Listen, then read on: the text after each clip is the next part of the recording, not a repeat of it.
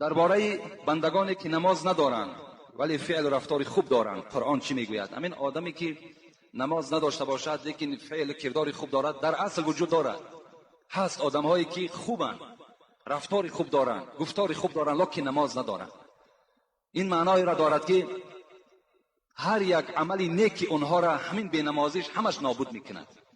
اگر همین روز تا بیگاه صدها مسلمان دست شگیرد، چی به یاردمی مثال جانی باشد چی مالی باشد، لیکن مادام نماز نمیخواند وای در لعنت خدا گرفتار است. پیغمبر خدا میگوید العهد الذی بیننا و بینکم الصلاه. ای امت اسلام، من با شما در عهد بستگی هستم، شرطنامه دارم. پیغمبر میگوید یعنی در حالت شما امتی من هستید، در حالت شما مسلمانی کامل هستید که شما نماز داشته باشید.